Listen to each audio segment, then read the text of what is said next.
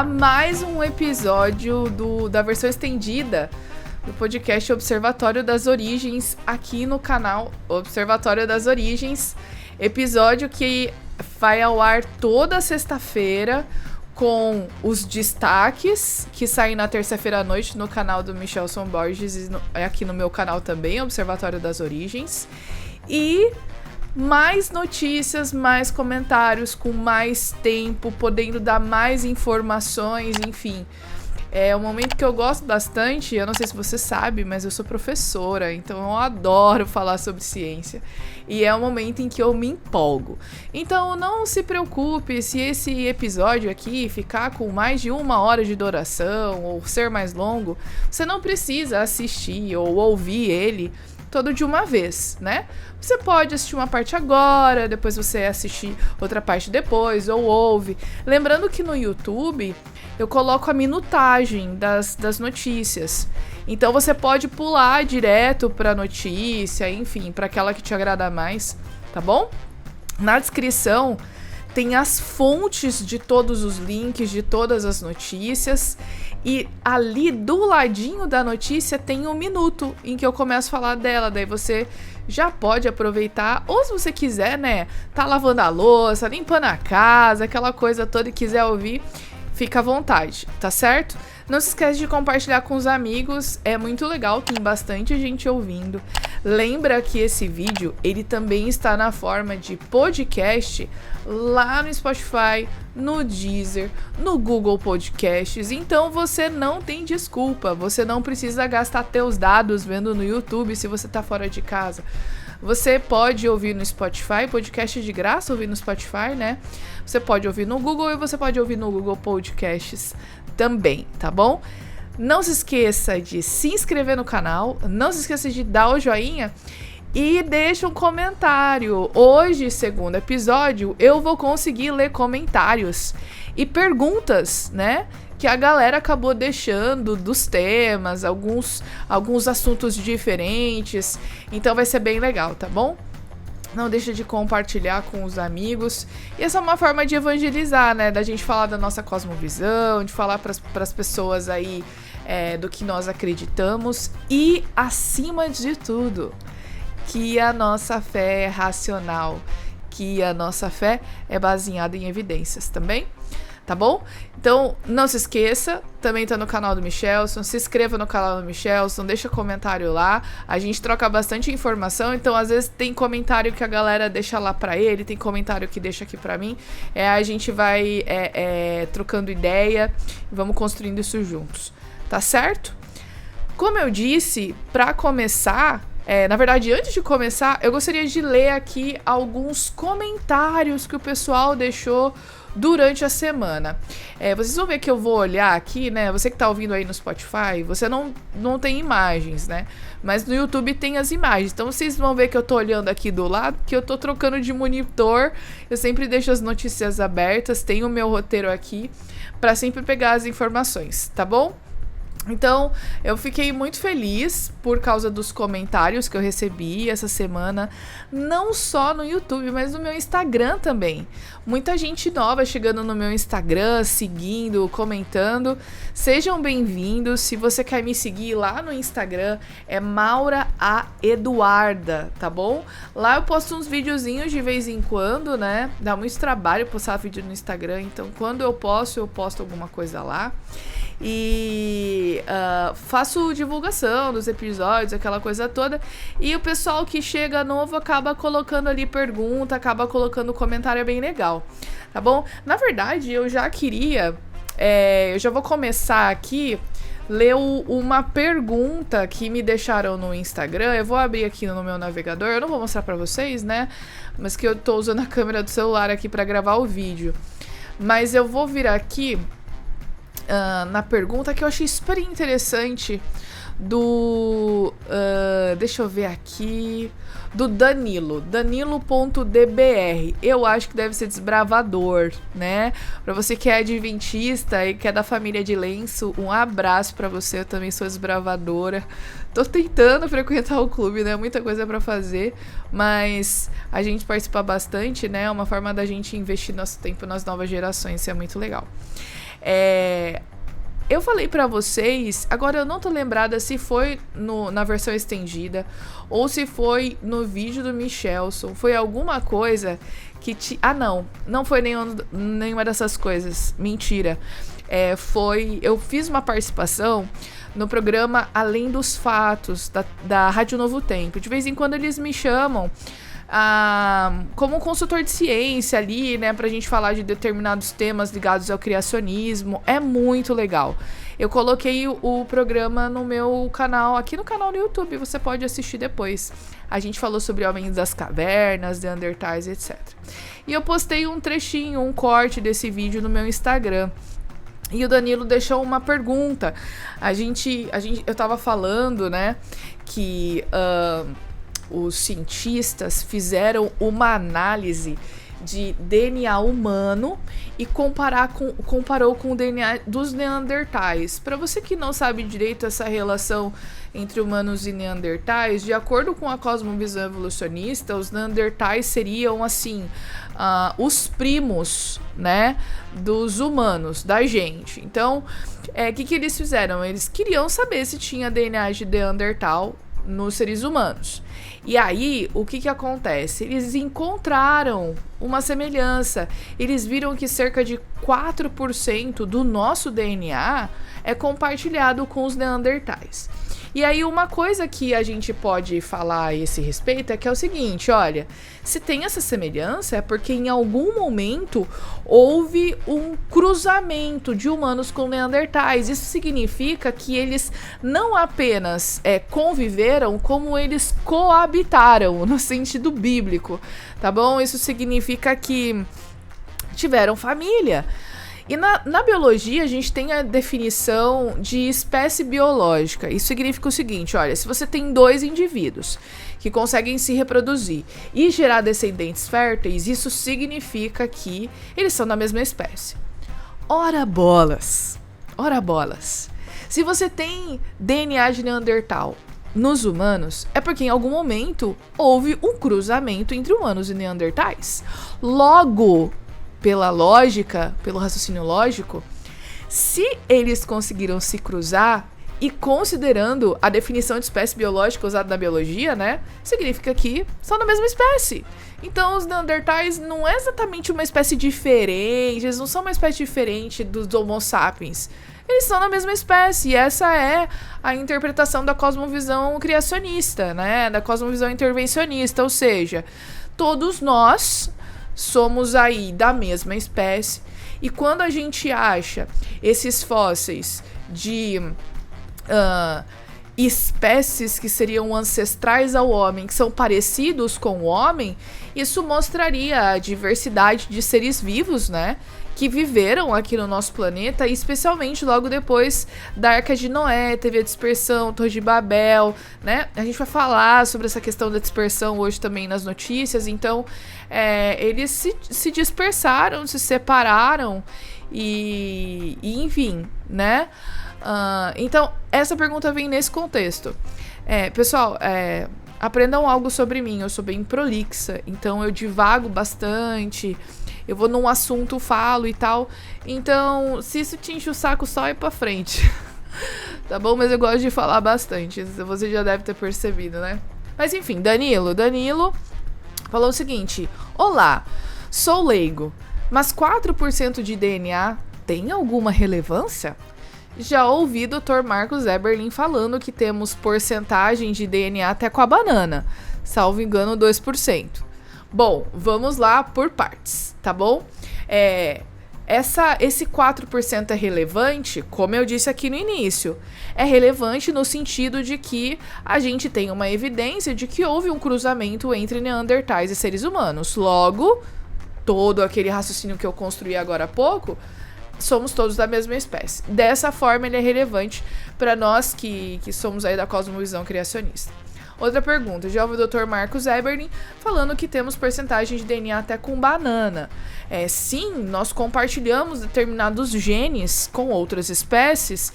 Inclusive, esse é um raciocínio usado pelos evolucionistas para dizer, peraí, se tem essa similaridade, quer dizer que todo mundo tem uma origem comum. A filogenia, né, a filogenética, então compartilhamos aí em algum momento, houve um compartilhamento de DNA. Só que eu não posso comparar dessa forma, falar de banana, etc, tá? Como eu disse, a gente vai falar logo depois na próxima questão, numa pergunta, na verdade, que mandaram lá no canal do Michelson, que eu posso usar por inferência, no caso do Neandertal, esse compartilhamento de DNA, porque são espécies próximas, né? E de acordo com a cosmos criacionista, é uma espécie só. Só que no caso de outros animais, a gente entende que esse compartilhamento tem a ver com um planejamento inteligente, né? E aí eu já vou, então, falar de outros comentários antes de eu seguir para essa pergunta que tem a ver com isso que a gente estava falando agora há pouco. Eu só queria citar as pessoas que deixaram, né? Já que deixaram o nome, então significa que não tem problema em citar os nomes aqui. Então, o Joel, que falou que compartilhou o vídeo. André Luiz Pereira. O André Luiz diz o seguinte: vi na internet que as traíras são um exemplar atual como selacanto dos dinossauros. É verdade? Olha, André, eu não achei nada na internet a respeito disso, tá bom? Se você tiver a fonte dessa informação, me envia que eu consigo dar uma olhadinha melhor. Mas, por enquanto, eu não sei te dizer e não achei nada a esse respeito. Joel de novo dizendo que compartilhou. O Antônio Assaf, grande doutor e grande mulher de Deus. Inácio Roberto, fantásticos, vamos juntos navegar pelo conhecimento. Muito bom. O Jorge dizendo que conheceu hoje o canal. A sogrinha, né? Minha sogra também deixou aqui uma mensagem carinhosa. A entrevista excelente, né? O Jorge já falando do vídeo que saiu nesta terça-feira, né? Desta semana aí. Sérgio Ricardo, parabéns pelo conteúdo, obrigado. Falando da versão estendida da sexta passada. Muito conteúdo essencial. Maura Opilem aí, falando também, elogiando. Enfim, gente, dizendo que amou a entrevista, obrigado. Enfim, quadro interessante. Isso é muito bacana, esse feedback, gente. É muito legal, tá bom? Continue mandando comentários. Isso também até mostra pro YouTube, ó, isso aqui é relevante, vamos mostrar para mais pessoas, tá bom? Eu queria falar agora de um comentário que a Arlete Araújo Soares enviou pro canal do Michelson. E eu vou ler aqui a pergunta dela, que eu achei muito interessante. Diz assim, um questionamento interessante a ser feito é em relação a um experimento que os evolucionistas estão fazendo com aves, onde eles afirmam ter reativado genes inativados de répteis no código genético de algumas aves, e que com isso eles teriam conseguido fazer crescer dentes no bico delas e alongar a cauda delas, além de fazer os membros dianteiros ficarem mais longos, e com os dedos mais esticados e com garras. Eu pergunto, isso não é prova que as aves são descendentes dos dinossauros? Afinal, como explicar esses genes reptilianos adormecidos? Ou será que tem algo de errado com a pesquisa? Olha, são perguntas muito boas. Então, gente, como eu não sou especialista em fósseis, eu fui buscar amigos, né? Fui procurar pessoas, fui procurar na internet. E Deus tem me abençoado muito porque eu tô cercada de pessoas extremamente inteligentes, homens e mulheres da ciência. E eu conversando com um amigo que faz um doutorado na área de paleonto, né? Ele me falou um pouco dessa questão. Primeiro, né? A Arlete, ela partiu do princípio que as aves atuais vieram dos dinossauros. Realmente existe uma parte da comunidade científica que aceita essa teoria de que as aves teriam vindo dos terópodes, né, de dinossauros aí. Então, pesquisando sobre o assunto, e esse meu amigo, ele me enviou um artigo que eu vou mostrar aqui para vocês. É um artigo que diz o seguinte: avian acetabulum, small structure, but rich with illumination and questions. Eu vou mostrar aqui para vocês, rapidinho. Então, vocês estão vendo aí o artigo, né?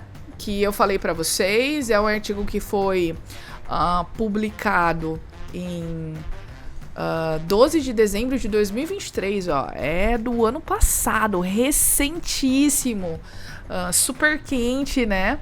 Do Alan Feduccia, Departamento de Biologia da Universidade da Carolina do Norte, nos Estados Unidos.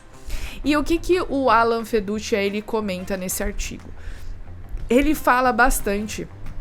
Na verdade, o objeto de estudo do artigo é o acetábulo, que é uma estrutura que está no osso do quadril dos dinossauros. É um orifício em que, ali na anatomia dos dinossauros, tem o encaixe dos ossos dos membros inferiores, né, das pernas e tal. Então, o que acontece? Essa é uma estrutura que é primordial, assim, né, para a identificação daquele animal como sendo um dinossauro. Então, quando eles acham um fóssil e eles veem esse osso desse quadril e tem um acetábulo, eles colocam isso como dinossauro. E a questão é que as aves, algumas aves, têm uma anatomia, uma estrutura anatômica que pode ser considerado como semelhante, e por isso elas são classificadas como parentes aí dos dinossauros. O Feduccia, ele vai fazer uma discussão muito profunda a respeito da anatomia, tanto desses terópodes quanto das aves. Ele fala dos ossos do quadril, das pernas, da presença de cartilagem, dos tecidos moles, enfim. É um artigo que é muito específico mesmo para a galera de paleontologia, e ele discute. Agora, o que eu queria mostrar para vocês? Bem aqui, no final do resumo, né? Ele fala o seguinte: olha, depois de todas essas evidências que eu discuti aqui nesse artigo, o relacionamento entre os dinossauros e as aves precisa ser reavaliado. Ou seja, o Feduccia, ele defende a ideia de que as aves provavelmente não teriam vindo dos terópodes, dos dinossauros, entendeu? Provavelmente elas tiveram uma outra origem. Lógico que tudo isso aqui é de acordo com a teoria da evolução, né? Então veja que essa ideia de que as aves vieram dos dinossauros não é um consenso na comunidade científica. Existem aqueles cientistas que defendem essa ideia, existem cientistas que questionam essa ideia com base em todas essas características anatômicas, etc, etc. Então, Arlete, baseando-se na ideia de que as aves, como o Feduccia defende, não vieram dos dinossauros por essas características anatômicas, aí eu acho que seria suficiente para responder a sua pergunta. Ou seja, não tem nada a ver. Então, essas comparações, elas são feitas talvez por cientistas que defendem a ideia de que vieram dos dinossauros, tá? Agora, pela perspectiva, beleza, vamos considerar agora que a gente tem aves que vieram dos dinossauros. A primeira coisa que ela diz aqui, ó, isso não prova que as aves são descendentes dos dinossauros, ou seja, esses cientistas, eles são numa área chamada de biologia do desenvolvimento. E realmente, como eu falei anteriormente, a gente tem alguns genes que a gente compartilha com esses animais. De acordo com a teoria da evolução, essa evidência é entendida como uma evidência de evolução, de grau de parentesco, da filogenética, né? Agora, pela perspectiva criacionista, esse compartilhamento de genes em animais tão distantes pode ser encarada pela perspectiva de que, quando Deus nos criou, Ele colocou em todos os seres vivos informação suficiente para que os seres vivos pudessem se adaptar aos ambientes, numa espécie de antevidência, né? Então, olha aqui, eu tenho esse gene, e esse gene ele vai ser ativado se as circunstâncias ambientais forem adequadas, essas circunstâncias ambientais vão ativar esses genes e o organismo vai desenvolver essa característica. Ou, olha, esse gene tá aqui no organismo, mas não é só porque ele tá aqui que ele vai funcionar. Mas a gente não desenvolve essas características porque esses genes não estão ativados. Então, a perspectiva, e a gente pode encarar essa questão dessa similaridade desses genes aí como sendo algo que é compartilhado por todos esses animais, porque nós temos um projetista comum, um projetista que tem o seu estilo, que tem o seu padrão de design e que vai usar o seu padrão de design para construir os seres vivos. No episódio passado e na terça-feira passada, a gente falou um pouco, teve até um artigo publicado em que uma dupla de cientistas estava discutindo padrão de design nas células, né? Nas células biológicas. Então, existe esse padrão. Então, de acordo com a cosmovisão criacionista, esse padrão desse compartilhamento desses genes, ele pode ser entendido por um projeto comum. Tá bom? Agora, veja, você dizer assim, as aves nascem com garras, ou eles ativaram o gene para fazer tal coisa. E aí você dizer que só por causa disso, por essa similaridade, eles são parentes, isso tem a influência da cosmovisão evolucionista. Então, se eles compartilham coisas em comum, eles são parentes? Peraí, e se esse compartilhamento de características for uma evidência de um design? De um único design, de um design em comum, né? Então, a gente pode discutir essas questões, né? Eu tava até olhando a esse respeito, esse meu amigo aí, paleontólogo, que tá fazendo doutorado, ele até me falou, por exemplo, que tem alguns casos de pessoas que nascem com cauda, né? Com rabo. E aí, eu tava procurando a esse respeito, e aí diz que no mundo, esse fato, né, essa característica desses bebês nascerem com rabo é muito raro e é resultado de mutação, de uma malformação, que pode ter a ver com uma malformação da coluna vertebral, especialmente da medula nervosa, né?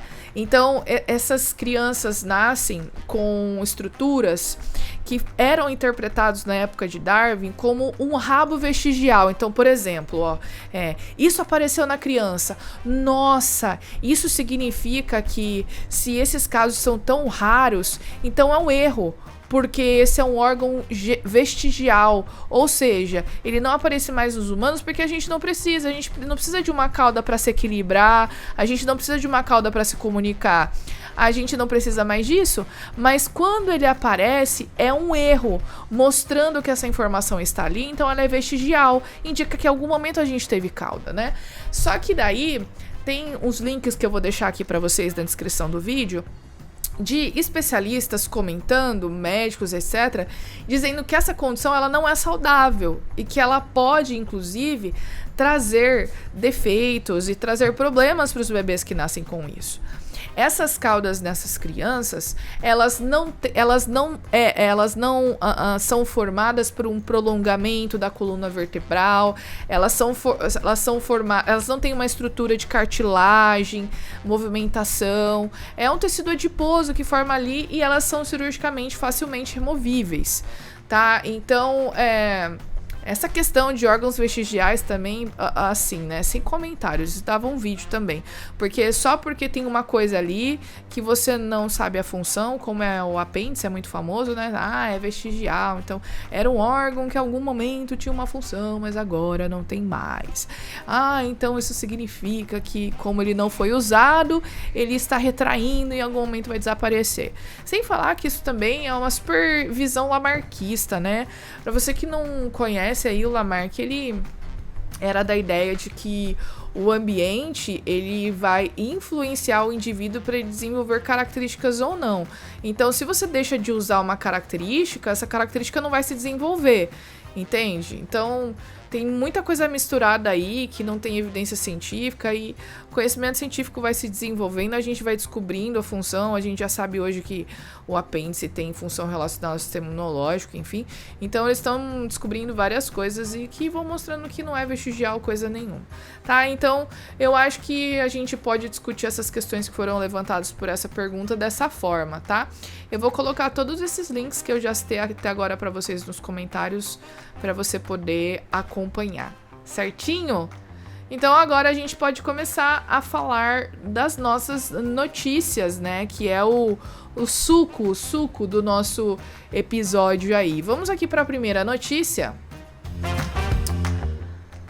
A primeira notícia, então, é uma notícia do dia 25/3 e tem a seguinte headline, né? O título. Os primeiros humanos que saíram da África pararam no platô persa no seu caminho para a Eurásia, um estudo sugere, tá?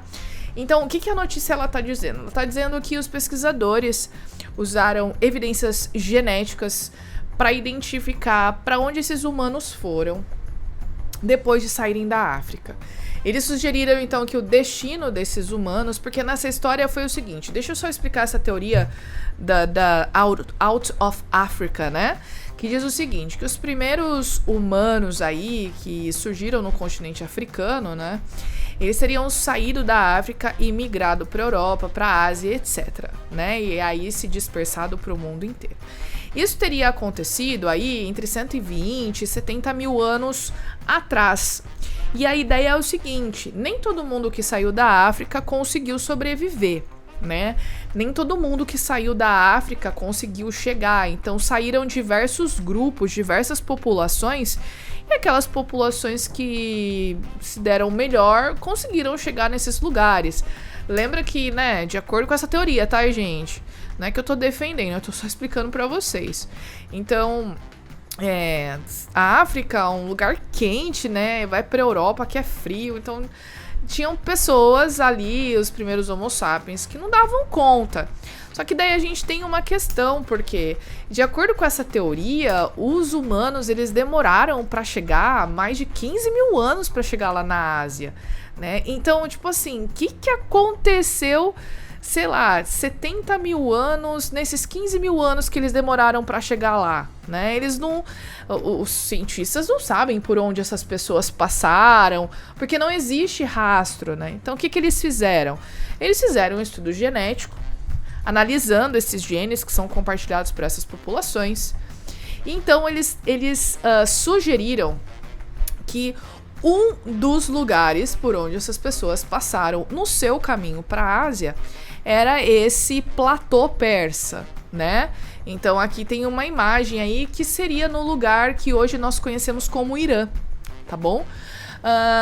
Então os pesquisadores, eles analisaram o DNA, dois fragmentos de DNA. Eles falaram o seguinte, olha, o primeiro fragmento era um DNA de 40 mil anos de idade, fragmentos de um osso de um lugar perto de Beijing, que é Pequim, lá na China, que é chamado Tianyuan. O segundo fragmento de DNA que eles anunciaram é de um fragmento de 38 mil anos atrás, do oeste da Rússia, que é chamado Kostenki, tá bom?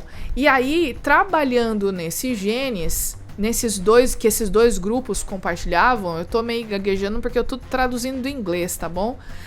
Eles analisaram esses genes com DNA de 1.500 antigos e modernos grupos ao redor da Eurásia, para mapear geneticamente onde que esse hub, né, teria sido localizado, né? O que é o hub? É uma região de onde saíram as populações para alcançar os diversos lugares do mundo. Beleza.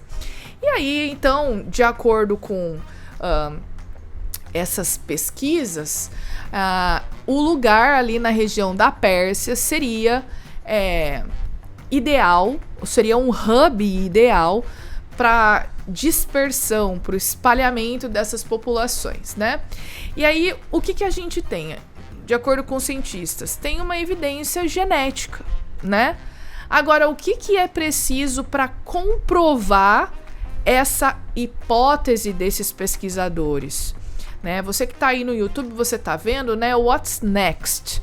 Os pesquisadores esperam encontrar agora a evidência arqueológica para confirmar esses achados. Ou seja, ó, eu tenho aqui os dados genéticos que nós interpretamos. De acordo com as nossas análises, a gente entende que um hub legal para diversificar essas populações seria o platô lá no Irã. Mas a gente não achou ainda evidência arqueológica para indicar que essas pessoas estiveram presentes ali. Próximo passo, achar essas evidências arqueológicas, tá bom? Eu fui procurar a respeito dessa teoria, né, da Out of Africa, né? E assim, essa teoria ela não é não é um consenso na comunidade científica. Então, existem cientistas que eles não entendem que isso teria acontecido, que os primeiros humanos tivessem saído da África, porque não existe evidência indicando exatamente ali, naquela região, que isso teria acontecido. Que existem evidências que, na verdade, esses seres humanos vieram da Ásia para a Europa e etc, né? Então, assim, gente, a gente tem aí... veja que é um questionamento que existe na comunidade científica, né?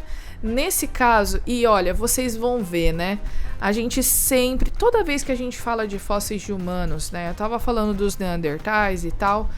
É muito complicado interpretar esses achados. Muitas vezes eles são muito fragmentados. Essa interpretação ela é enviesada pela cosmovisão desses pesquisadores, assim, sabe? Então, muitas vezes esses fragmentos são muito raros, muito pequenos e é muito difícil ter informação. Você precisa fazer inferências, buscar outros tipos de evidências. Então, na cosmos evolucionista eles ainda estão tentando entender como isso teria acontecido, tá bom? Quando você para estudar a evidência humana, olha, pior ainda, tá? Essa evolução, essas coisas de australopitecos, símios, olha, é uma bagunça e não sou eu que estou dizendo, pesquisadores da área dizem isso. Se você não acredita em mim, procura lá no adventistas.org. Eu tenho uma coluna de fé e ciência, né? Ciência e religião. E tem um texto que eu falo sobre isso com a citação do autor, do pesquisador, tá bom? Um pesquisador aí do Museu de História Natural de Nova York, tá bom? Se eu não me engano é de Nova York, mas é um Museu de História Natural, certo? Então a gente tem aí a nossa primeira notícia. Então a gente vem aqui para a próxima notícia, que é uma notícia que saiu no site do Jornal da USP.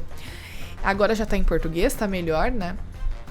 E o título é o seguinte, é uma notícia do dia 2 de abril. Fóssil marinho reforça a ideia de antigo oceano no Oriente Médio. Cientistas identificam em região central da Síria animal que teria vivido nas águas do mar de Tétis durante o Cretáceo, motivando revitalização da paleontologia no país asiático. O que é mar de Tétis, Maura? Nunca ouvi falar nesse negócio. Vamos lembrar aqui, né? De acordo com a geologia convencional, os continentes eles foram um só. E aí houve a deriva continental, eles começaram a se separar. Nesse processo de separação, lá no Cretáceo, na era Mesozoica, os continentes estavam se separando e tinha dois continentes, tinha a Laurásia e a Gondwana. Existia um mar que separava esses continentes, que era o Mar de Tétis, tá? Então, de acordo com essa pesquisadora, que é olha que interessante, é uma pesquisadora síria que vive aqui no Brasil, que achou um fóssil. E você que tá no YouTube, você tá vendo uma reconstituição do fóssil do animal que ela achou, que é um elasmosaurídeo da Síria. É uma arte aí de um artista com base nos achados, né? Olha só que legal. Olha o que ela achou.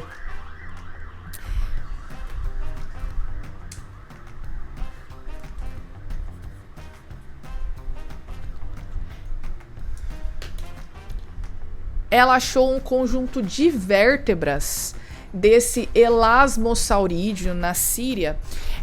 E aí eles até... Você tá vendo a foto aqui dessas vértebras, né? Veja que interessante que a vértebra, ela tá mais ou menos alinhada, né? E aqui, olha que legal. Tem uma reprodução de uma imagem que foi publicada no artigo posicionando essas vértebras no desenho do animal, né? Então foi isso que ela achou. Como essas vértebras já eram parecidas com outras evidências desse animal que foram achados em outros lugares, eles sabem que é desse animal aí, tá bom? Agora, qual que é a questão desse artigo? É que eles acharam um animal marinho com corpo de animal marinho, que adaptado para nadar, numa região que é a região do Oriente Médio, que é basicamente deserto. O que isso indica? Indica que aquela região ela fazia parte desse mar, né? Que essa região ela estava embaixo da água no que é chamado pelos geólogos no Mar de Tétis, tá bom? Então é interessante para a gente ver que essa região foi alagada em algum momento. E quando a gente para analisar a cosmovisão intervencionista ou criacionista, né, a gente entende que o nosso planeta foi inundado por uma grande catástrofe universal, né? E que essa catástrofe, essa grande inundação que é o dilúvio, cobriu todo o nosso planeta.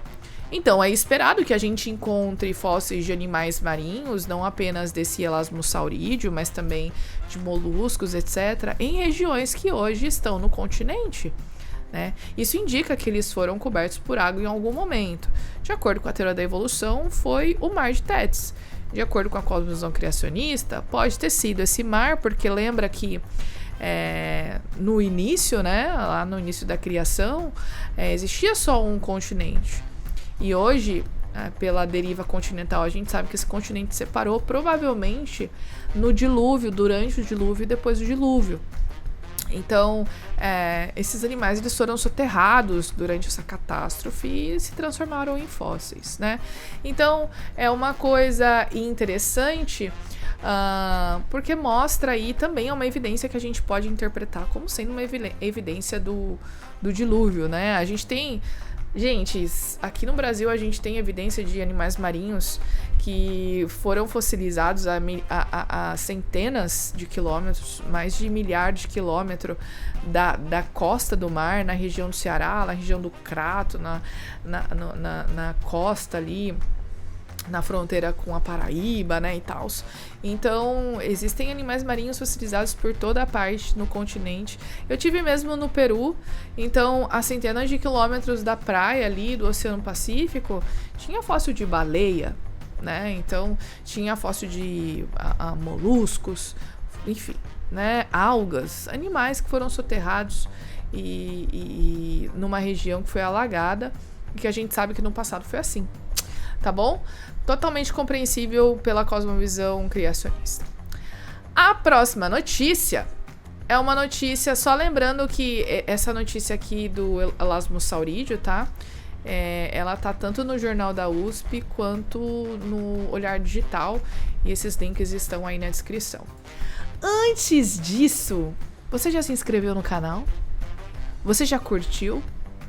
Já deixou de repente aquela dúvida? Será que foi assim? Já compartilhou o link nos teus stories do Instagram e naquele grupo da família, aquele grupo da galera? Você acha que sabe? Tem alguém aí que vai se interessar? Não se esqueça de compartilhar, tá bom? Vamos então para nossa próxima notícia. A nossa próxima notícia é uma notícia bem interessante, tá? Porque um artigo que saiu, deixa eu ver se eu consigo ver a data aqui. É um artigo que saiu dia 1º de março de 2024, tá? E o que aconteceu? Os cientistas encontraram por meio de pesquisas, lógico, né?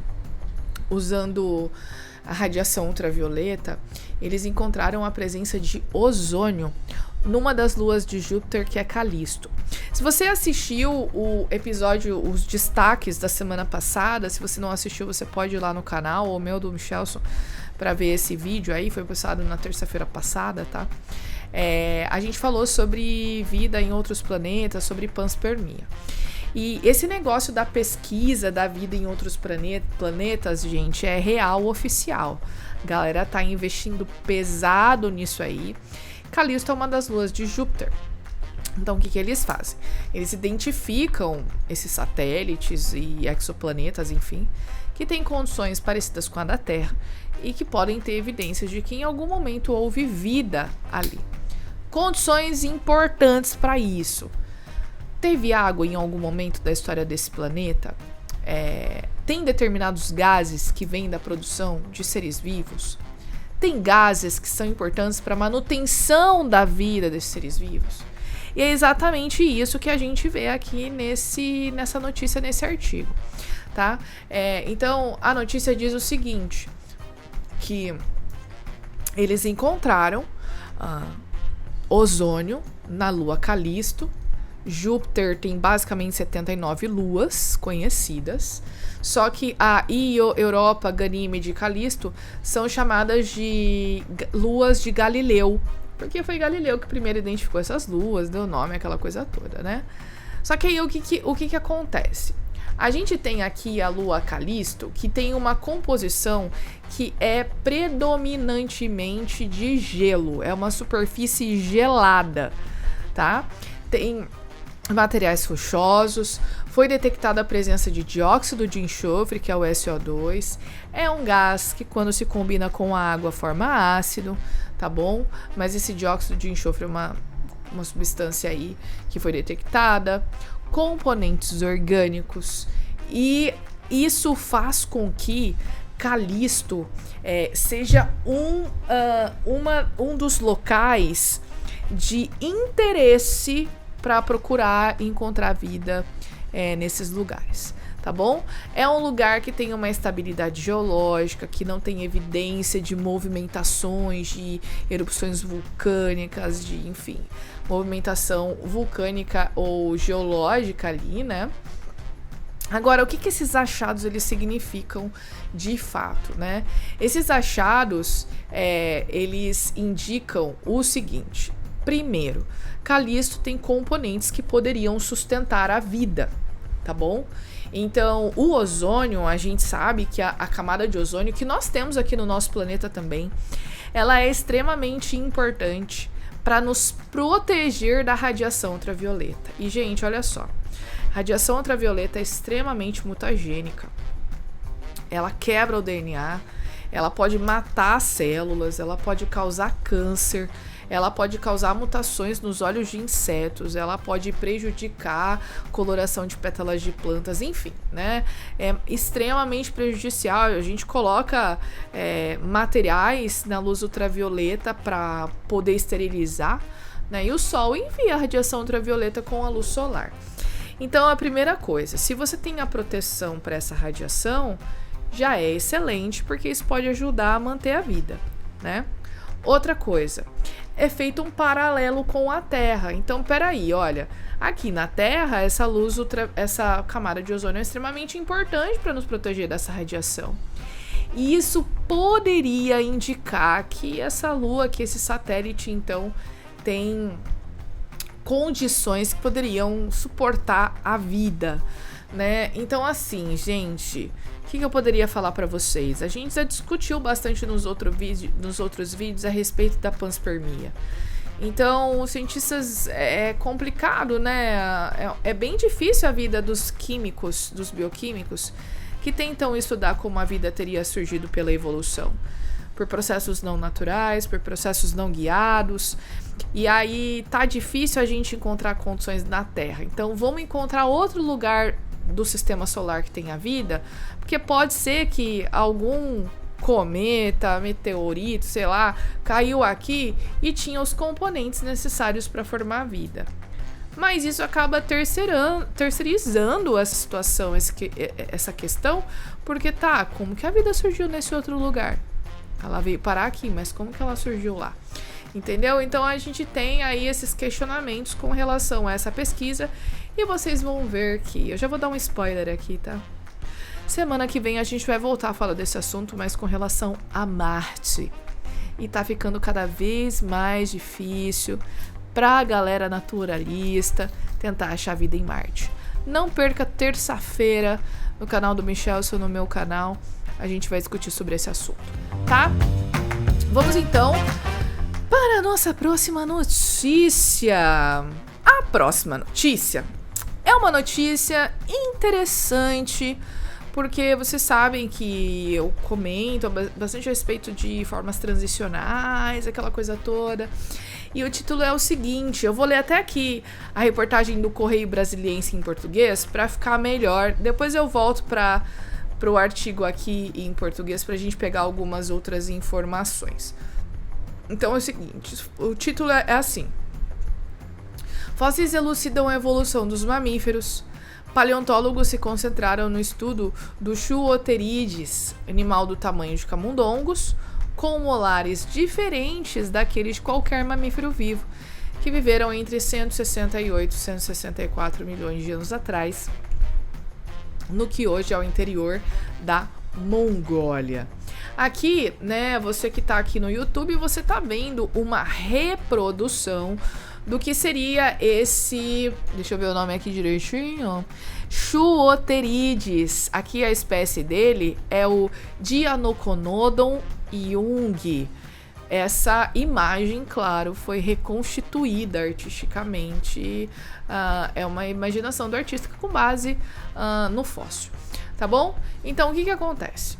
De acordo com a teoria da evolução, os cientistas eles sabem que durante a evolução inicial dos mamíferos, então, o que acontece? Os cientistas eles creem que os mamíferos vieram de um grupo que inclui lagartos, tá? Então, de acordo com a teoria da evolução, os répteis eles deram origem tanto às aves, já discutimos sobre isso aqui, quanto os mamíferos. Então, aí, de acordo com a teoria da evolução, então, esses mamíferos que vieram desse grupo de lagartos, de crocodilianos e de dinossauros, o que eles tinham?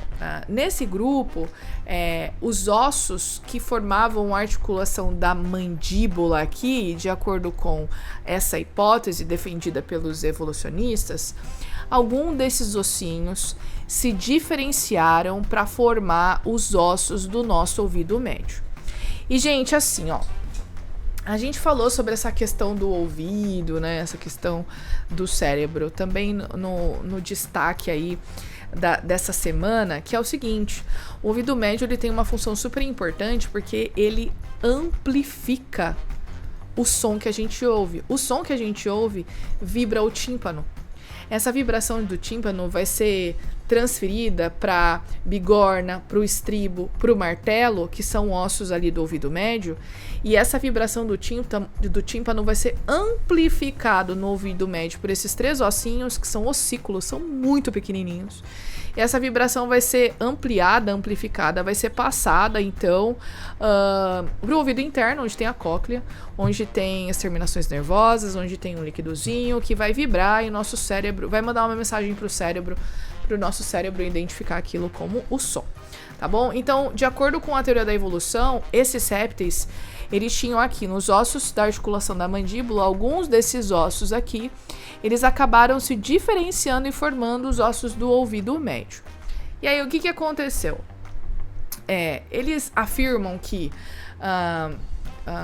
os espécimes que foram recentemente descritos, como desse mamífero, eles fornecem evidências fósseis para dizer que eles encontraram uma transição em ação, ou seja, esses ossinhos da articulação da mandíbula se transformando em ossos do ouvido, né? Diz aqui a notícia que a transição partiu de um animal ancestral que tinha a articulação da mandíbula dupla, que é bem característica com a articulação do mamífero por fora e reptiliana por dentro. Então, esse animal teria uma coisa e outra, um pouquinho de réptil, um pouquinho de mamífero. Então a citação diz aqui, ó, os cientistas têm tentado compreender como o ouvido médio dos mamíferos evoluiu desde a época de Darwin. Vê que não é um problema novo, tem aí pelo menos mais de 150 anos, né? Embora as descobertas paleontológicas tenham ajudado a revelar o processo durante as últimas décadas, veja, esse processo está revelado, pode estar revelado de acordo com a teoria da evolução, de acordo com a interpretação evolucionista. Não significa que está revelado de fato. Lembra o seguinte, gente, o conceito de verdade científica pode mudar, tá bom? O que é verdade científica hoje, amanhã pode não ser, porque tudo isso depende das evidências e do consenso da comunidade científica. Então, dizer que essa semelhança desses ossos indica que esse animal estava aí transicionando é uma interpretação da evidência, tá bom? Então, o Meng, que é o pesquisador, ele diz o seguinte: embora as descobertas paleontológicas tenham ajudado a revelar o processo durante as últimas décadas, esses novos fósseis trazem luz a um elo perdido crítico. Olha a expressão elo perdido aqui, hein? E enriquecem a nossa compreensão da evolução gradual do ouvido médio dos mamíferos. Então veja que não existem evidências para você dizer que os mamíferos vieram dos fósseis, dos répteis. Eles estão tentando encontrar essas evidências, especialmente da formação do ouvido médio, tá bom? Que, gente, é uma estrutura extremamente especializada, sabe? É bem complicado essa questão das formas transicionais. A gente já falou bastante sobre isso aqui no canal, no Instagram, tem vídeo sobre isso. Procura lá que você vai ver um pouquinho mais sobre isso, tá? Essa próxima notícia é um biscoitinho, tá bom? Vi essa notícia interessante, como eu amo falar sobre Galápagos, eu achei legal trazer, tá bom? É uma notícia bem simples, na verdade, bem bacaninha da gente ver, porque é o seguinte, as Ilhas Galápagos, como são um lugar bem afastado, né, do continente, e é um lugar pequenininho, tem muitos animais endêmicos, e basicamente qualquer espécie de Galápagos pode entrar facilmente para a lista das espécies ameaçadas de extinção, porque, como eu disse, a população é bem reduzida, né? Então, qualquer influência no ambiente também pode prejudicar, enfim, são muito sensíveis, tá, gente? Galápagos é um laboratório vivo e é bem interessante estudar essas coisas por lá. Então, essa notícia, ela fala, o título é o seguinte: a história fascinante das iguanas terrestres, yellow iguanas são as iguanas terrestres, tá? De Galápagos, é uma história de sucesso, de conservação bem sucedida, tá bom?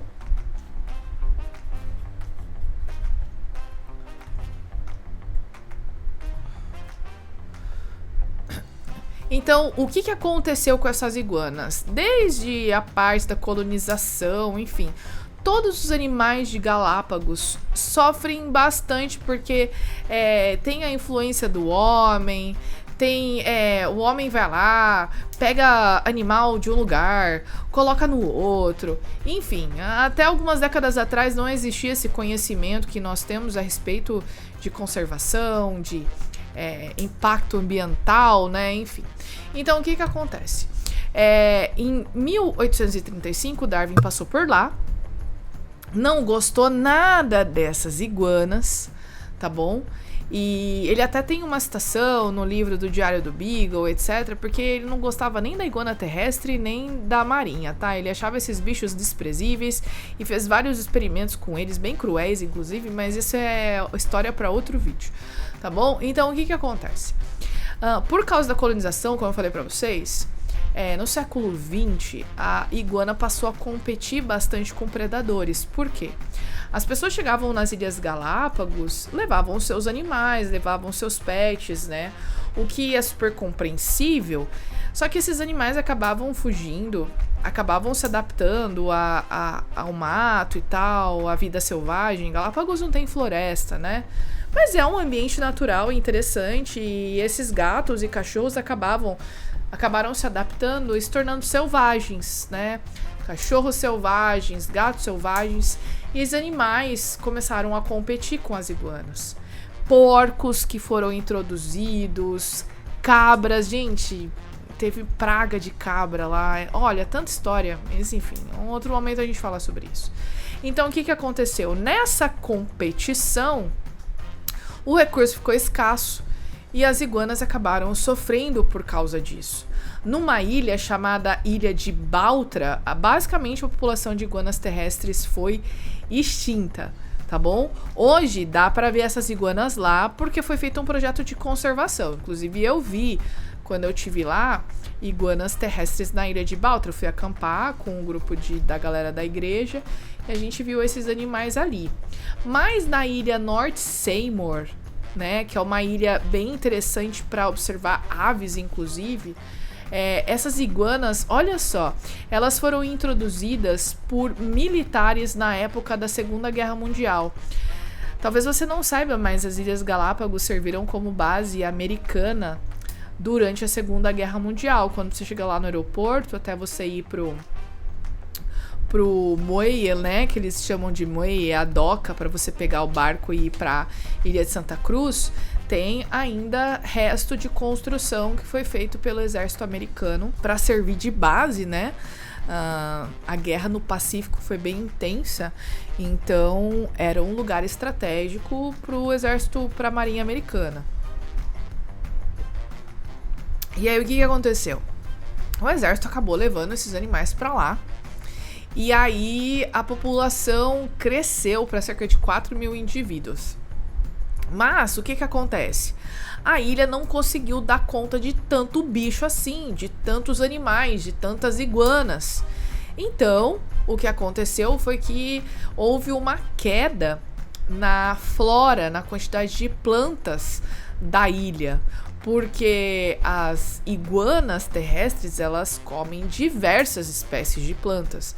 Elas comem cacto, elas comem plantas rasteiras, elas comem folhinha que tá ali na planta pendurada, come um monte. Então é uma alimentação bem diversificada. Então, enfim, né, acabou exaurindo esses recursos. E aí o que aconteceu? Depois da Segunda Guerra, esses animais eles foram introduzidos novamente na Ilha de Baltra, de onde eles haviam sido extintos. E cresceram uma população que chegou a 2.500 indivíduos em 1930. Então, o que aconteceu? Um time de pesquisadores de uma instituição de pesquisa chamada Galapagos Conservancy, eles pesquisaram numa outra ilha, a ilha de Santiago, para ver a possibilidade de reintrodução das iguanas terrestres nessa ilha de Santiago. E aí o que acontece? Esse estudo pode ajudar a verificar se é possível introduzir as iguanas na ilha de Santiago para poder restaurar a saúde ecológica, a diversidade de animais, né? As iguanas, elas são bem importantes para dispersar as sementes, porque elas comem esses frutos dos cactos, comem esses frutos que têm sementes, e aí essas sementes passam pelo sistema digestório das iguanas, saem nas fezes. Então, quando as iguanas elas saem para se movimentar, acabam espalhando essas sementes. Isso é bom para a planta, né? Isso é bom para o ecossistema, porque você vai aumentando a cobertura vegetal. Então, quanto mais animais você tem aí nessas ilhas, maior a chance de aumentar a biodiversidade, a cobertura e etc. Então, esse é um resultado, né, e um exemplo de projeto de conservação bem bacana. Então, em 2019, eles introduziram aí na ilha, né, de Santiago, cerca de 1.400 iguanas, e teve época de Covid, aquela coisa toda. Então, eles tiveram a possibilidade de monitorar a população e poder reintroduzir esses animais na ilha. Então, isso é bem interessante. Isso mostra aí o que um trabalho sério, de pesquisadores sérios, que podem ajudar a reconstituir o ambiente. Nós, como criaturas, né, como recebemos uma ordem do nosso Criador de cultivar, de guardar, de preservar, e atitudes como essa são muito importantes para a gente preservar esse ecossistema bem interessante que nós temos, né? Aqui tem umas fotos, ó, das iguanas Elas são animais aqui, eu tô indo para um post do Facebook do Parque Nacional de Galápagos, né? E mostra esses pesquisadores, eles reintroduzindo essas iguanas, ó. Ixi, ficou maior. Então eles colocam, lógico que eles colocam chip de identificação, fazem medições para ver a saúde desses animais. Eles não podem colocar animal doente na ilha porque também não vai dar conta, né? Ou animais que estejam com parasitas, enfim, existe um cuidado muito grande nas Ilhas Galápagos com essa questão de introdução de espécies. E isso é muito, muito interessante, né? Então tá aí uma notícia bem sucedida de um projeto de conservação bem bacana que foi feito. E aí, nós temos aqui, indo pro final já do nosso vídeo, um estudo que eu achei bem interessante. A gente vive aí num momento de muito consumo, né? Muito consumo de bens, muito consumo de plástico, e a gente está lutando para reduzir a quantidade de plástico que a gente produz. E aí eu achei um estudo aqui na Science News, né? Você tá vendo aí também. E esse estudo, ele tá ligando microplásticos com ataques do coração, heart attacks, e strokes. Stroke é um AVC, é derrame, tá bom? Então, o que eles fizeram? Esses cientistas, eles analisaram coágulos de artéria que foram retirados dessas pessoas que sofreram ataque do coração e sofreram um AVC, para verificar a presença de microplástico nesses coágulos de sangue, tá bom? E aí eles encontraram microplástico nesses coágulos, e eles viram que nas pessoas que tinham esses microplásticos, né, eles encontraram uma associação de 4 vezes mais a chance da pessoa ter um ataque do coração, ou, né, um infarto, ou um AVC, ou um derrame, por causa dos microplásticos. Agora veja, a gente precisa tomar muito cuidado quando a gente vê esse tipo de artigo, tá bom? A gente precisa tomar cuidado, por quê? Porque esse tipo de associação indica que pode existir uma associação, mas não significa que as pessoas infartaram por causa do microplástico. A gente não consegue estabelecer, pelo menos com a metodologia desse estudo, uma associação de causa. Ou seja, não dá para dizer que elas infartaram por causa do microplástico. Mas é um componente importante nas pessoas que tiveram esse desfecho, tá bom? Isso indica que a gente precisa ficar vigilante e que a gente precisa fazer mais pesquisas para entender melhor esse processo, tá bom? E aí os pesquisadores dizem que isso foi incrível, foi um achado muito interessante. E diz o seguinte, ó, quando a gente fala a respeito dos fatores que levam a doenças cardiovasculares, né, poucas coisas têm essa quantidade de risco, ou seja, que aumenta 4 vezes mais.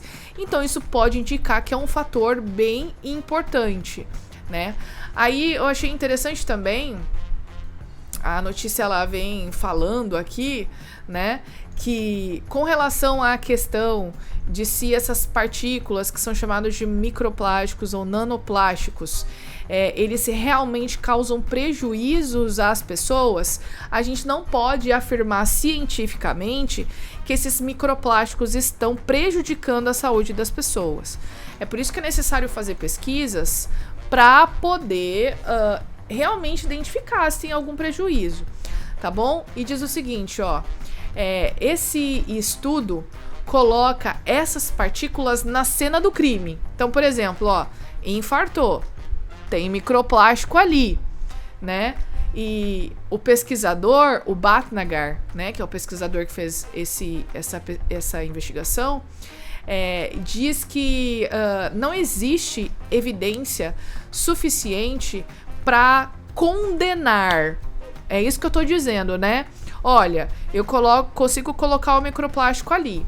Agora, dizer que é por causa disso que as pessoas estão infartando ou tendo derrame, isso é outra história, tá bom?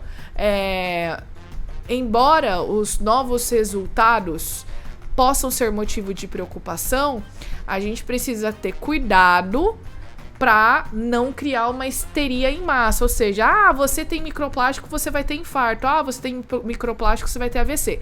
Não é isso que significa.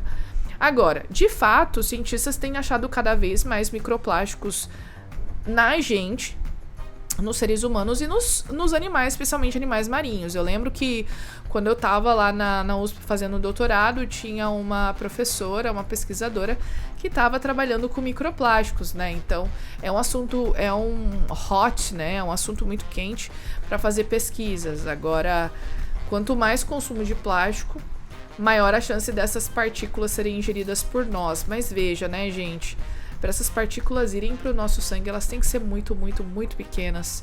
Para atravessar o vaso sanguíneo e ir para a nossa circulação, elas têm que ser muito pequenas, tá?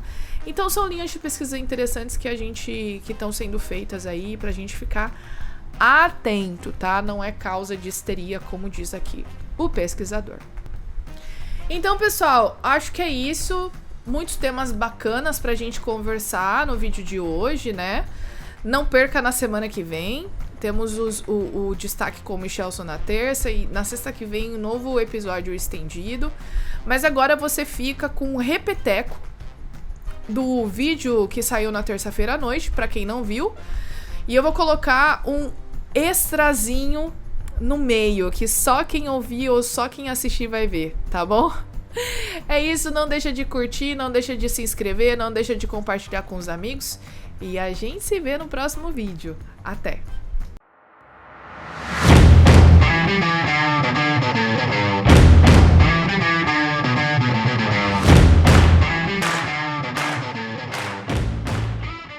Quero deixar aqui mais uma vez a indicação de 2 sites para vocês, 3 na verdade.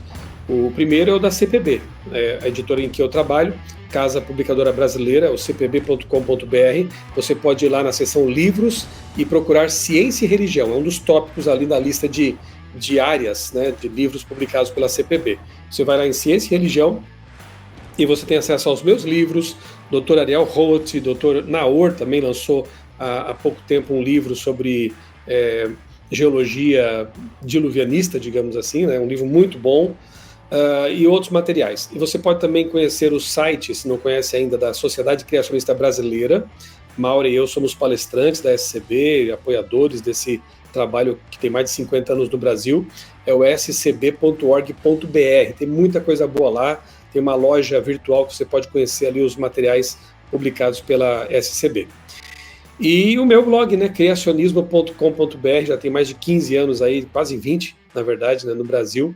A Maura também é uma das colaboradoras, tem um time muito bom ali de colaboradores, técnicos, e você pode acessar esse blog, criacionismo.com.br, usar o buscador e ter contato com um bocado de materiais ali, já é um arquivão, né, um banco de dados, praticamente esse blog aí, tá bom? Maura, em todos os nossos encontros aqui, a gente procura selecionar aí umas 2, 3 notícias, né, do mundo da ciência aí para comentar, e sempre com um comentário assim enviesado, a gente admite, né, com o viés do criacionismo bíblico. O que você selecionou para nós aí dessa vez? Sim, bom, todo mundo analisa essas evidências com a ótica da evolução, por que não fazer também com a ótica da criação, né? Isso que a gente está fazendo aqui. Então, exatamente. A gente escolheu 2 ou 3 notícias e a gente tentou escolher temas bem variados, não só sobre uma coisa específica, né? Mas a primeira é uma notícia do dia 19 de março e a headline da notícia, né? Humanos aprenderam a falar muito tempo antes do que se imaginava, né? Então, é uma notícia do site do jornal Independent, é um jornal britânico, e fala sobre a pesquisa de um arqueólogo britânico, o Stephen Mitten, que ele analisou dados de arqueologia, dados de paleontologia, dados genéticos, enfim, e pela análise desses dados, ele sugere que os humanos, e aí a gente tá nos Homo sapiens no caso, né? Eles aprenderam a se comunicar milhares de anos antes do que os cientistas admitem. Porque vamos lembrar aqui, de acordo com a teoria da evolução, nós compartilhamos o ancestral dos primatas, né? Então, chegou um momento lá na história, 2,3 milhões de anos atrás, que aí se dividiu a linhagem que deu origem aos macacos atuais, do Velho Mundo e tal, e a linhagem dos primatas, e estamos aí nesse meio. Então, de acordo com a evolução, esse animal não falava, então em algum momento ele teve que desenvolver essa capacidade de falar.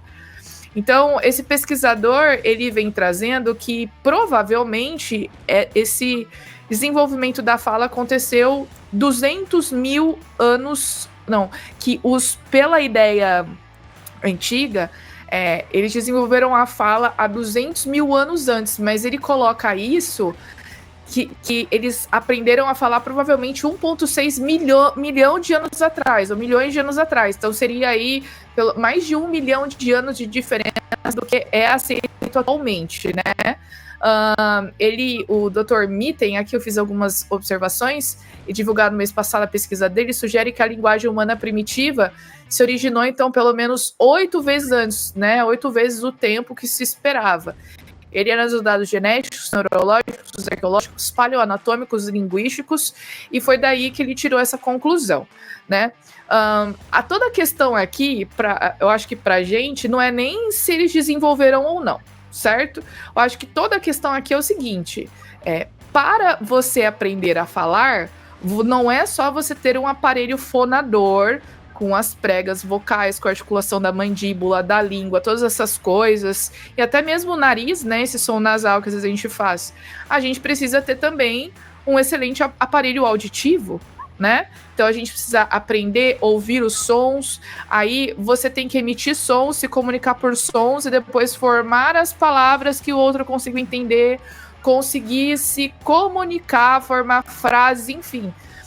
Para mim, quando eu li essa reportagem aí, veio na minha cabeça muito a ideia de complexidade redutível, porque é muito complicado você desenvolver a fala sem ter um aparelho auditivo completamente formado. Além disso, Michelson, não adianta só a gente ter aparelho fonador, aparelho auditivo completo, se a gente não tem a região do cérebro que interpreta essas mensagens e que é responsável por processar essas informações. Tem até uma região do cérebro que é a área de Broca, né? Que ela é responsável pela coordenação da linguagem. Então, ao mesmo tempo que todo esse aparelho estava se desenvolvendo, essa região do cérebro também deveria se desenvolver junto, numa espécie de coevolução, para que eles conseguissem falar. E se a gente for pensar em processos aleatórios, né, que acontecem aleatoriamente, é difícil a gente pensar nessa coincidência. Maura, é justamente o que eu ia te perguntar, mas antes deixa eu indicar mais um livro aqui, já que você falou em complexidade redutível, A Caixa Preta de Darwin, que foi recentemente relançado, né, pela editora da Mackenzie, Discovery Institute. Eu não tenho o meu aqui, está em casa, mas procurar por A Caixa Preta de Darwin, de Michael Behe. Um livro muito bom, é um clássico, né? Lá dos anos 90 e foi agora atualizado e republicado. E ele fala sobre esse conceito de complexidade redutível, que as coisas têm que ter uma complexidade mínima necessária para poder funcionar. E a questão aqui é a fala, né? Eu ia te perguntar justamente, Maura, o que surgiu primeiro? O órgão fonador ou os neurônios especializados na interpretação desses dados? Exatamente.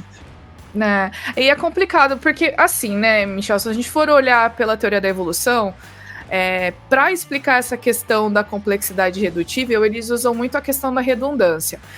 Então provavelmente essa área que é responsável pela linguagem, naquele tempo cuidava de outra função e depois passou a interpretar e tal. Mas ainda assim, é muito difícil de acreditar, né? Não sei. Porque se comunicar não é só você conversar para saber como foi o dia, né? É você decidir o que vai se alimentar naquela época, onde a gente vai conseguir comida, como que a gente vai viver em grupo, em sociedade, decidir os nossos problemas, enfim, né? Tudo isso faz parte do desenvolvimento. Então, enfim, toda essa questão da evolução humana é muito complicado. É um dos temas mais complicados para a teoria da evolução. Tentar explicar assim, sabe? É muito difícil. É uma bagunça o registro fóssil. Muita coisa se faz por inferência em filogenética. Então, é um tema muito sensível, viu? Então, é interessante, bastante interessante para a gente estudar, inclusive. Vai recuando mais e mais e mais no tempo, né? De modo que parece que vai ficando limitado o tempo necessário para que esses mecanismos tão complexos pudessem evoluir por etapas. Tem outras situações, me lembro aqui, publiquei no blog já vários desses artigos, né, dessas pesquisas, mostrando que realmente, se você for bastante honesto, você percebe, inclusive estudando a escala aí a coluna geológica, que lá na base já havia complexidade total aí, né? Você tem ali os trilobitas, amonitas e outros animais, seres que já tinham muitas células, eram multicelulares, já tinham olhos, né, funcionais, órgãos de locomoção. Quer dizer, a complexidade ela está presente desde a base até o topo da coluna geológica e vai se percebendo que ela está cada vez mais próxima do que a gente chama de origem, né? Então, como entender esse tempo alongado que seria necessário para que esses órgãos complexos pudessem ser formados, né? Exatamente, é bem complicado, é uma coisa para a gente olhar de perto. Vamos para o próximo aqui, então? Vamos lá. O próximo é um tema bem legal também, uma notícia do dia 28 de março. Lembrando que na sexta tem mais notícias, esses aqui são só os destaques, né? As coisas mais interessantes aí que a gente encontrou. Então o podcast vem na sexta-feira em seu canal Observatório Sexta-feira no canal e no Spotify. Então, se a galera curte ouvir Spotify ou Deezer, também tá por lá. Ô, Mauro, você vai deixar também os links pra gente colocar na descrição do vídeo, né?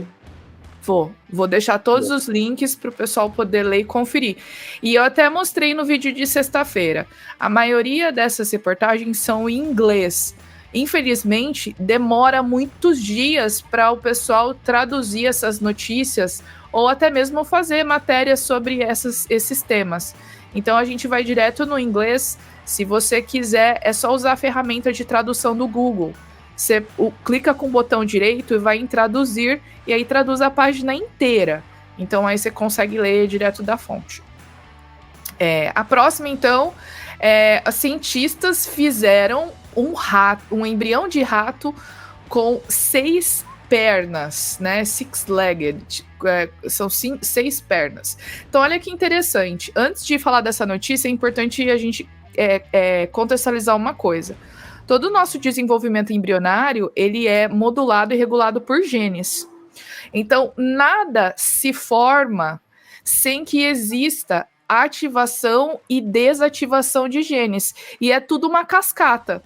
Enquanto tem uma proteína que está sendo produzida aqui, essa proteínazinha, ela vai ativar um outro gene que vai produzir uma outra proteína, que vai ativar um outro gene que vai produzir uma outra proteína. E assim, e veja como essa orquestra, ela trabalha num tempo perfeito, porque se as coisas não acontecerem exatamente no momento indicado, dá ruim. E eu até publiquei uns dias atrás um vídeo no meu Instagram, eu acho que eu vou até colocar o áudio aqui, depois o pessoal ouvir também.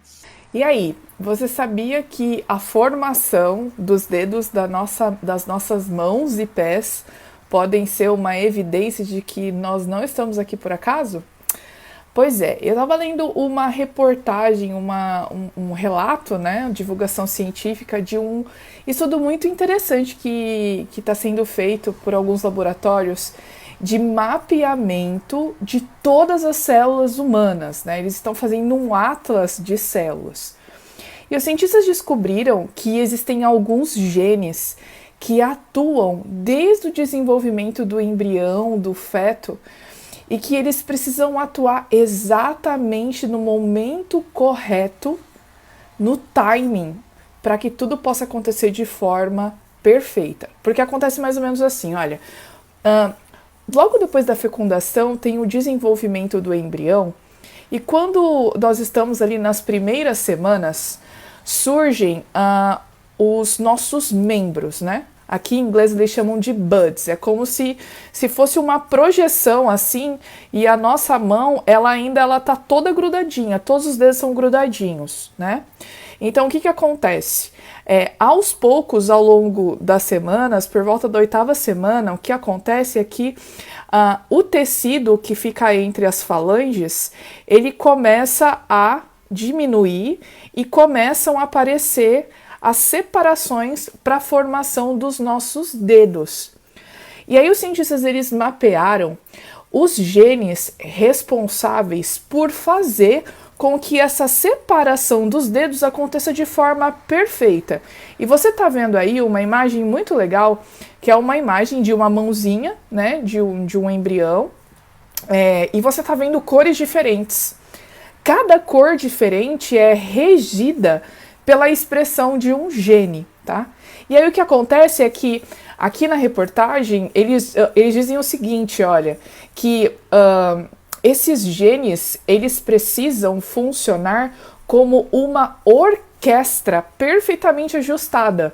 Uma orquestra, para que tenha um som agradável, né? Todos os instrumentos precisam tocar no momento correto, em harmonia, para que a música fique bonita. Aqui é a mesma coisa. Então, todos os genes, eles precisam se expressar e, consequentemente, estimular e fazer com que outros genes se expressam para que os dedos se separem e a mão fique perfeita. E ele diz aqui, ó, qualquer pequena perturbação nesse processo pode fazer com que exista um efeito cascata, em que por isso que essas variações nos membros, né, são mais frequentes em algumas síndromes do nascimento, e a frequência dessas malformações, né, acontece mais ou menos em um nascimento a cada 500. Então a gente vê o seguinte, se você não tem todos os genes funcionando e se expressando no momento correto, se expressando as proteínas na quantidade correta, vai ter alguma malformação, né? E eles dizem aqui, ó, que essa é a razão, ou pode ser a razão, né, do porquê algumas pessoas nascem com essas malformações, como a braquidactilia. A braquidactilia é uma síndrome em que as pessoas, elas nascem com os dedos curtinhos, ou aquilo que nós conhecemos como polidactilia, que é quando a pessoa cresce com mais de 5 dedos nos pés ou nas mãos. Olha só que interessante, um naturalista diria que esses genes, eles foram se aperfeiçoando pela seleção natural ao longo do tempo, né? Foram se ajustando e hoje eles funcionam todos perfeitamente no mesmo momento por acaso, sem razão nenhuma, sem propósito nenhum. Mas nós que cremos na criação e cremos que fomos planejados, a gente pode interpretar essa questão até mesmo como uma evidência de complexidade irredutível, que mostra um planejamento inteligente, um ajuste muito fino e que pode ser, sim, uma evidência de que nós somos criados. Viu só que interessante? Falando justamente de uma outra pesquisa em que eles mexeram num desses genes. Esse gene de desenvolvimento é chamado de homeobox. E são genes que eles coordenam o funcionamento dos outros genes. E os cientistas, eles viram que um problema em só um desses genes, tem um monte, mas um deles não deixava a separação e a formação dos dedos. Então, o que acontece no embrião? A gente tem aqui a mão, quando ela se forma, tá tudo grudadinho. É como se fosse uma patinha, assim, né? Só que daí o que acontece? As células, elas começam a comer essas célulazinhas que ficam entre as falanges e começa a abrir os dedos, e aí esses dedos são formados. As pessoas que têm um problema na regulação desses genes nascem com um dedo a mais, os dedos grudados, enfim, né? Tem a ver também com complexidade irredutível, porque se uma parte não funciona, o sistema sai defeituoso, né? Mauro, só um detalhe. Eu me lembro que li um artigo um tempo atrás sobre o homeobox, esse gene maravilhoso, que é o mestre de obras, né? Exatamente. E aí os autores, que eram evolucionistas, diziam assim, esse é o tipo de gene que nunca passou por nenhum tipo de mutação ao longo da história evolutiva. Ou seja, é bastante conveniente, né? Quando um gene ele tem uma função que é intransferível e essencial, ele não pode ter se alterado. Outro gene, podemos comparar, né? É o gene Bowley, que codifica a produção de espermatozoides, né? É um gene só. Então eles também dizem, olha, esse gene nunca se alterou ao longo da história evolutiva. Claro, porque se ele se alterasse e eventualmente perdesse a função, acabou a vida, né? Se esse gene Obeobox mudasse também sua função ou sofresse alguma alteração drástica aí, né? Alguma mutação deletéria, nós veríamos no registro fóssil seres aberrantes ali o tempo todo, ou até que esse gene complexo aparecesse na suposta história evolutiva, nós teríamos que ver seres aberrantes, sem essa simetria bilateral, lá no começo da história evolutiva, e depois, quando aparece o Obeobox, por milagre, né? Milagre evolutivo, aí a vida começa a se ajustar. Mas não, a gente vê essa simetria presente desde o começo, né? Então, esse é um gene que está lá, desde o início, o mestre de obras, e é bem complicado explicá-lo pela história da evolução, né? Não, exatamente, assim, é um exemplo belíssimo. E por que todo este preâmbulo? Porque essa notícia fala justamente sobre essa questão. Então, o cientista lá de Portugal, o Moisés Malo, do Instituto Gulbenkian de Ciência em Oeiras, em Portugal, eles desativaram uma via de sinalização de um gene que é o TGFBR1.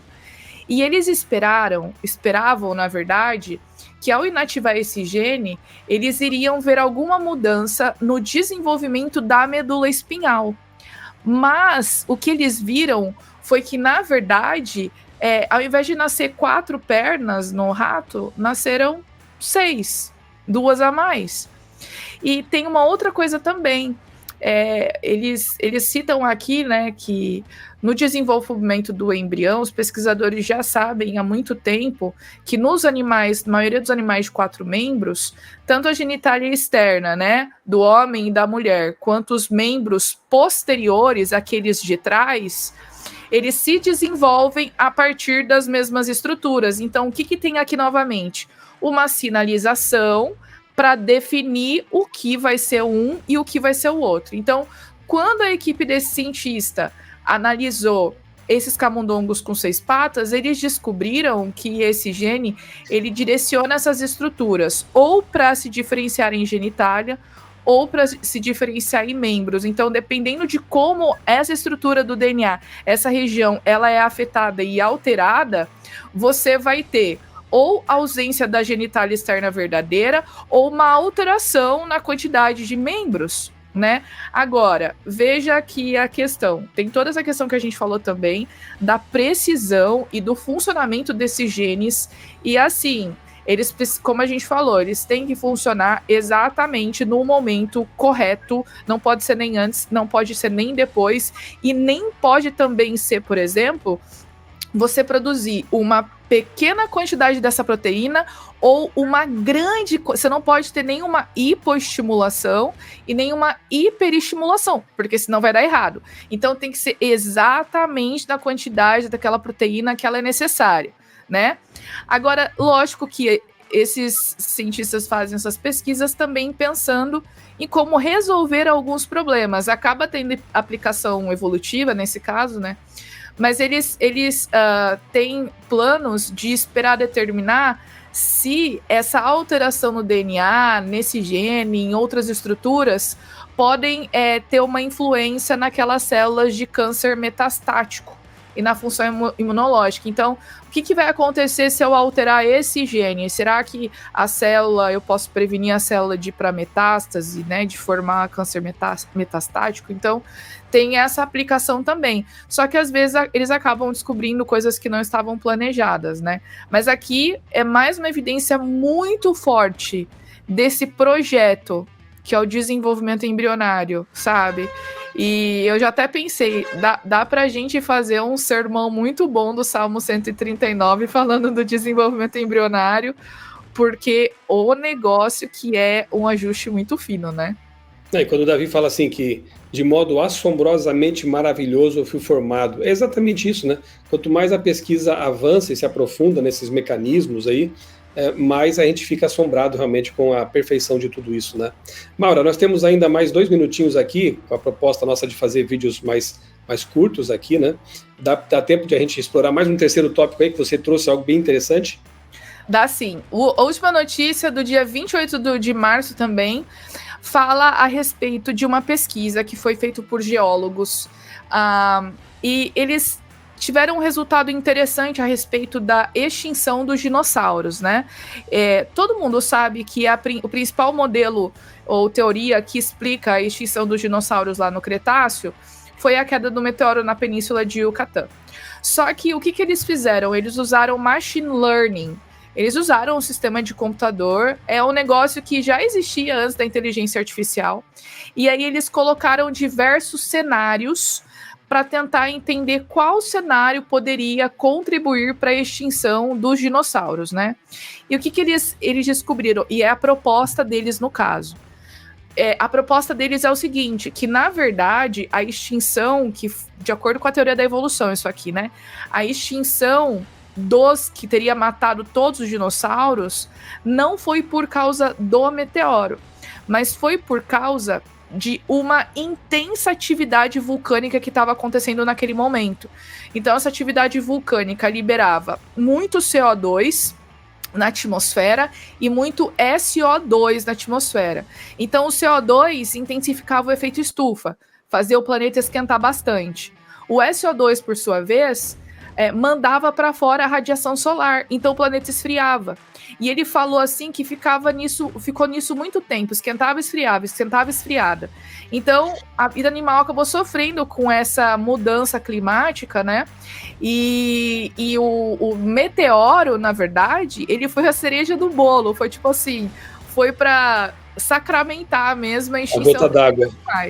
Exatamente. Então eles fizeram uma proposta que, na verdade, pode ser que a atividade vulcânica tenha tido um papel fundamental na extinção. É lógico, né, que tem muito cientista que não concorda com isso, que acha que a queda do meteoro seria catastroficamente suficiente, muito mais do que vulcanismo, mas é uma proposta que o pessoal da teoria da evolução tenta explicar. A gente já sabe o que aconteceu, né? Na verdade, a gente consegue juntar tudo num cenário só, né? Exatamente. Porque o modelo diluvianista, e aqui eu indico mais uma vez o livro do Dr. Naor Neves, né, que é a grande extinção em massa pela CPB. Ele coloca tudo num pacote, num modelo, né, de catastrófico, que é o modelo diluvianista, dilúvio bíblico. E ali você vê que ele estudou por 10 anos, né, ali as bacias no sul do país, aí no sul do país, né, onde você está, a bacia do Paraná, imensos derrames aí de material ígneo, né, basalto. Então, a gente percebe que houve uma catástrofe em algum momento no passado que envolveu, sim, vulcanismo, envolveu não só um meteorito, né, mas existe mais de 200 astroblemas aí pelo planeta, crateras de impacto, como, por exemplo, lá no Yucatán, no México, tem aquela lá bem extensa, né, bem grande. Tem no Arizona também uma de 1,5 km lá de diâmetro. Há várias. Então, na verdade, não foi um só impacto, foram vários. E sim, tudo isso associado com um evento só, que poderia explicar muito bem o trincamento da crosta, então iniciando o movimento de tectônica de placas, a mudança de temperatura, fontes do abismo jorrando para cima. Nós sabemos que há água, né, suficiente lá, permeando rochas ali a uns 600 quilômetros abaixo. Essa pesquisa mais ou menos recente mostrou que há muita água, inclusive para, volumetricamente falando, aí 3 oceanos, né, cobrir 3 vezes os oceanos da Terra. Então, é um cenário bem interessante, só que as pessoas têm que se despir do preconceito para tentar avaliar isso com uma outra ótica, né, sob uma outra ótica, que é a visão realmente diluvianista. E já que falou, né, de dinossauro, Maura, me permita que fazer outro merchan, né? Opa. O livro Terra de Gigantes, que é da CPB também, é uma história, eu tenho aqui personagens, essa aqui é a versão em espanhol, né? Está em espanhol. Tem em português pela CPB, com personagens, e aqui a gente apresenta uma versão alternativa para a extinção dos dinossauros, que é justamente essa que estamos falando aqui, a versão diluvianista. Mais alguma coisa, Maura? Eu acho que é isso, eu acho que deu pra gente discutir vários temas legais, né? Então aqui a gente dá uma pincelada nesse quadro aqui de poucos minutos, né, que é o Observatório das Origens. Então, sexta-feira, no canal da Maura, que tem esse mesmo nome, Observatório das Origens, você tem contato ali com uma versão expandida disso. Ela discute mais temas ali com mais tempo, né, no podcast ou videocast que ela lança lá no canal, tá bom? Então, se inscreva no canal da Maura, acione o sininho para receber as notificações de novos conteúdos. Se não se inscreveu no meu aqui também, fica à vontade, né? Está convidado. E toda terça-feira, mais tardar quarta, a gente volta aqui para o quadro Observatório das Origens, tá bom? Um abraço para você. Deus, o nosso Criador, abençoe grandemente a sua vida e também a sua família.